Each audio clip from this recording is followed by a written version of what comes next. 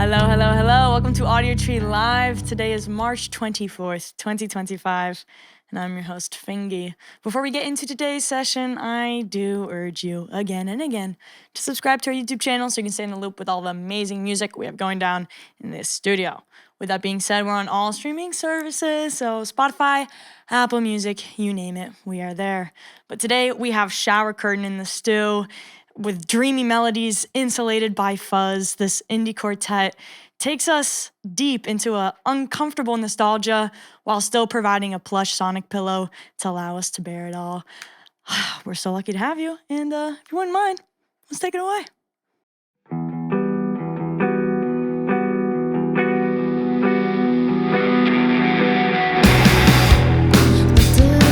Taste in my mouth, it was burning, it was hot.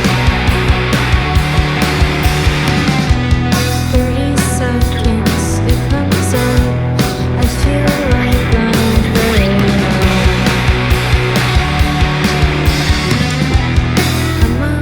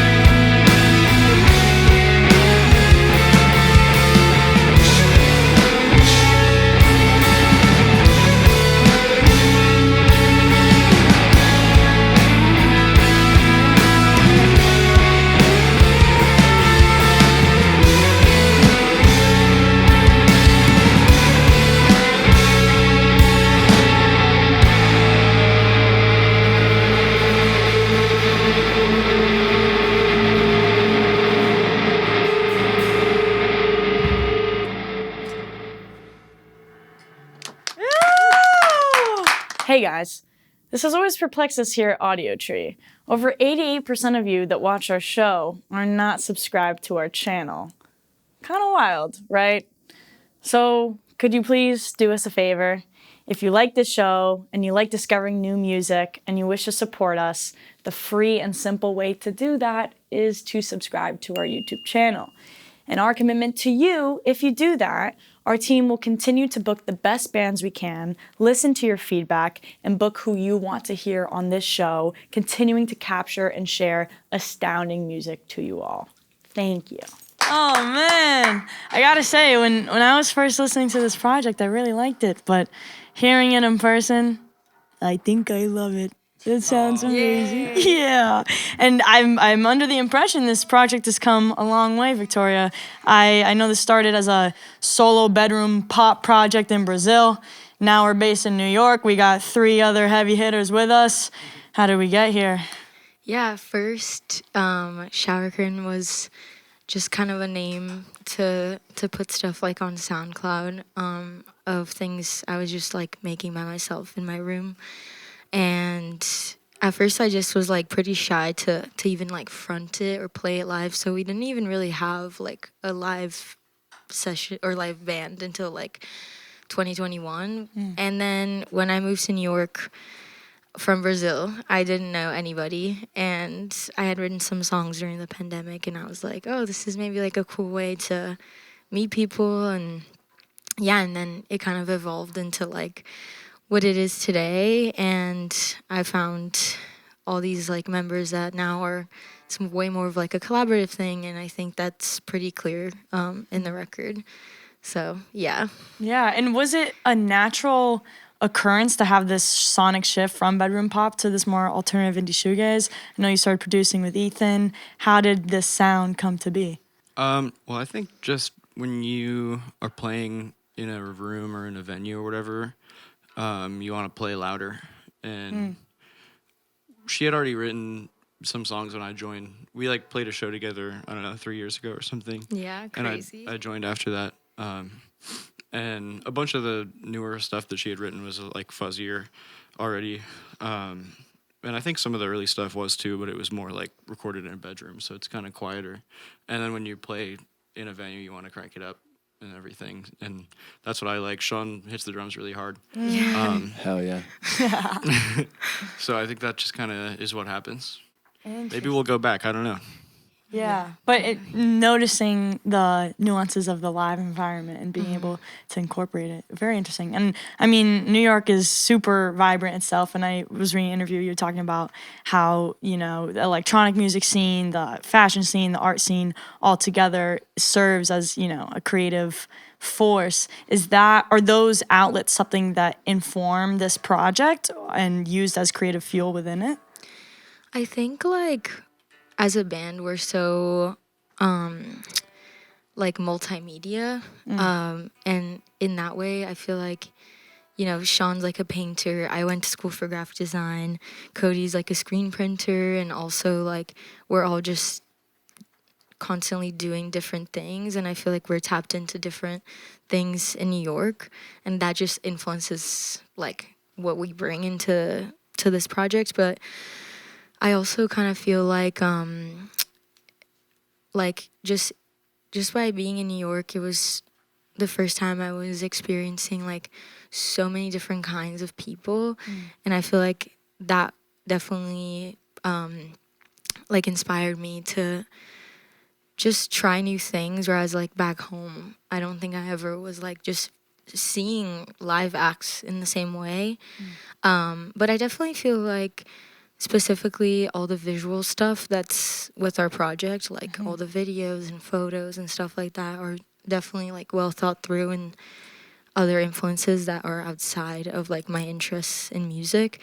And I feel like with electronic music, those specific aesthetic just like aesthetics that come along with that world definitely are things I like attempt to bring in, even though my DJing and that kind of like rave is like not really clear in the music itself. Oh, shit, you spin? I didn't know that.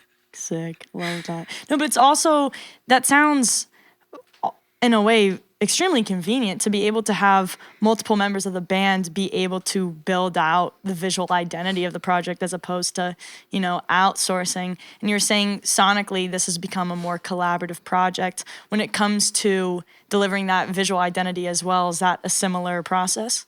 I would say that's actually maybe like less collaborative than the music itself. I always say that like for me it's like not hard to give up control of the music at all because like if I bring a song in, usually their ideas I'm like that's so much better than what I would think by myself. But definitely the design stuff is like more my baby. But they have like such awesome taste, and I'm never like making final decisions without at least getting their input on it. Yeah. It's all sourced through you, but it's cool that there are areas of secrecy to be able to deliver. Yeah. That's awesome.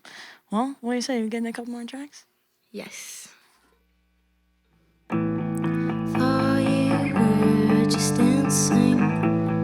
Now I can't unsee you. I thought you wished me. Oh, I thought you wished me. Oh, I thought you wished me. Oh, I thought you wished me. Oh, take it back whenever left me in the dark. I thought you wished me. Oh, I thought you wished me. Oh, I thought you wished me. Oh, I thought you wished me. Oh, pack your clothes, I'm leaving. On the phone, I'm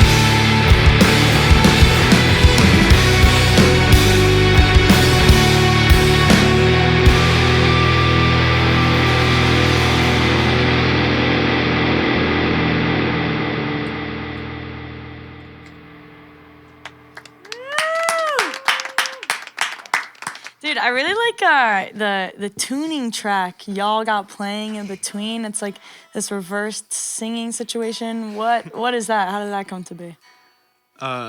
One time she bought the thing and we decided we needed something to put on it. Wow. So we just messed around, tried to play sort of like a Brazilian drum beat or something, and then she sang on it.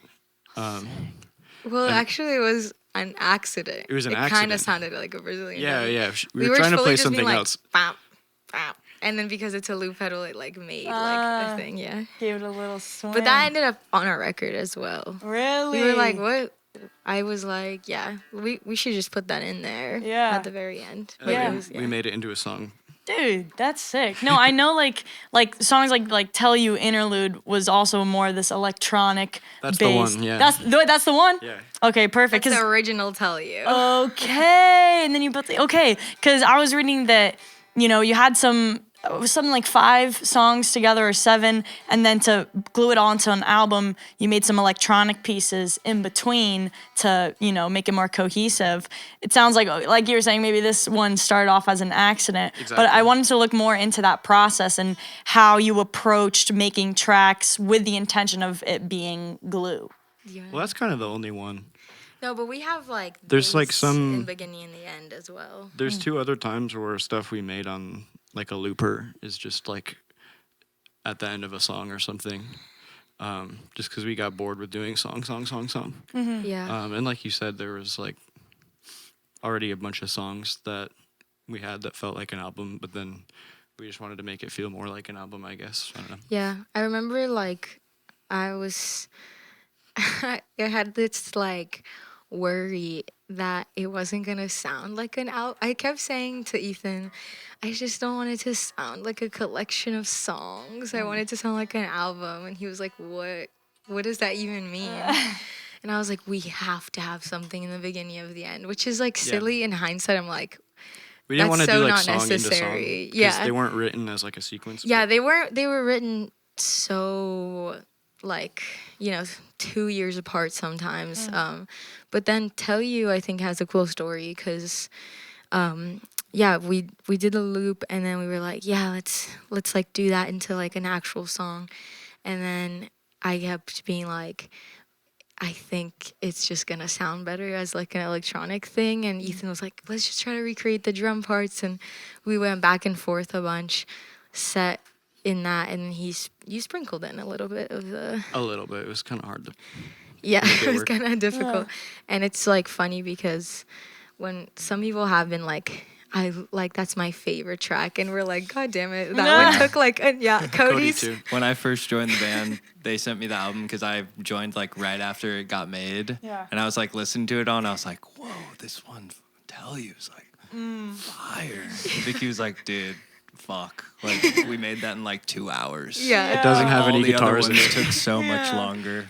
No, But but I mean, And then we had to learn- that's how the hits are made. that's what I was gonna say. Sometimes we- it just happens on We accident. were Those even are the- like the piano part is literally from the cheapest version of Ableton, and we weren't just on the computer. Blam, Out of blam, the blam, headphone blam. jack. yeah. And oh, yeah, love. and Cody definitely opened my eyes because we actually like learned that song live, and he was Because like, he gotta begged. play it live. yeah, and I was Yeah. like, no, I don't want to, I don't want to. We don't And then have a piano. I was It like, doesn't have any "No." guitars in it. And so. then he convinced us to play it live, and we won't play it today, but maybe if you're lucky to come to one of our shows that we do play it. Exactly. Call to action. Yeah. Go to the shows. Once a year. Right. And then on the other side, not electronic, like in Benadryl Man, y'all incorporated strings, which was very cool and not a typically made decision in shoegaze. What are other ways that you try to use juxtaposition to inform and incorporate more into your music?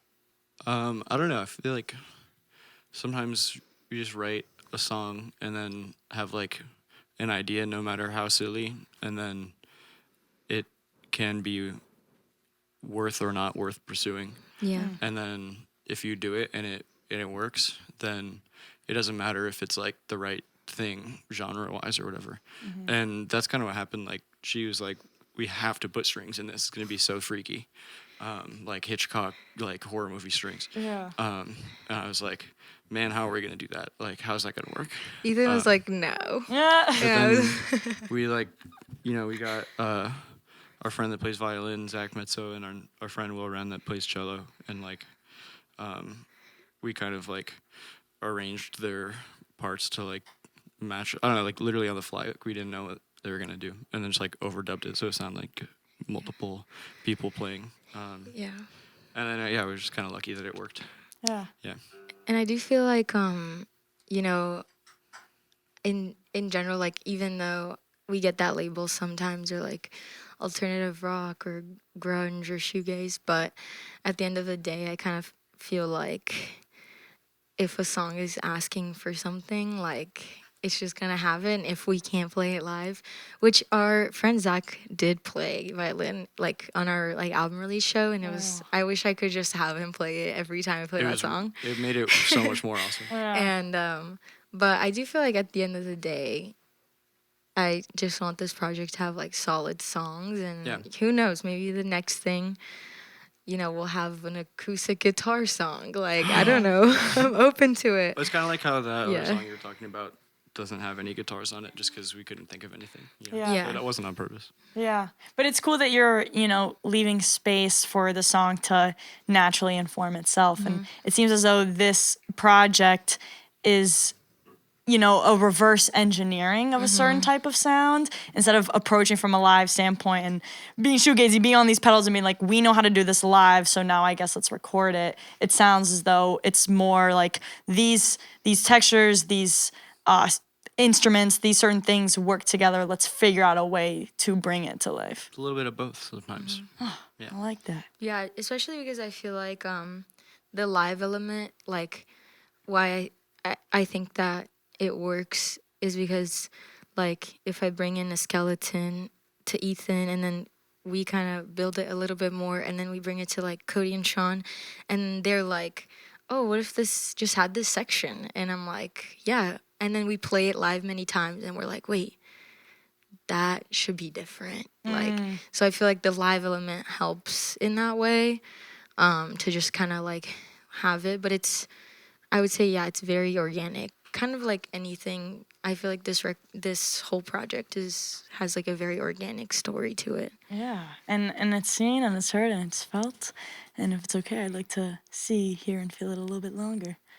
Yes. Awesome.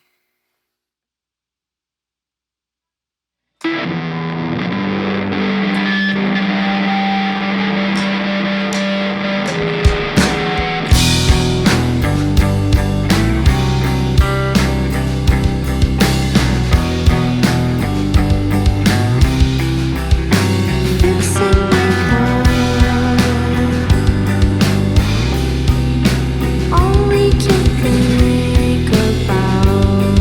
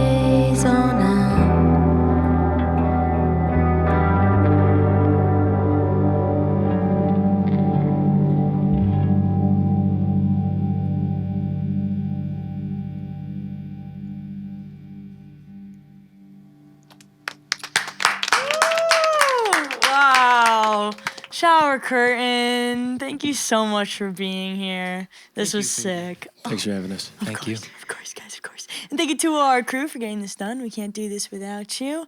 And yes, of course, of course. And thank you for watching. We also cannot be doing this without you. And by the time you are watching this, it's already on all streaming services. So again, Apple Music, Spotify, you name it, we are there. My name is Fingy. Thank you so much for watching, and we will catch you next time. Peace. All right, so you guys want to do it for real now?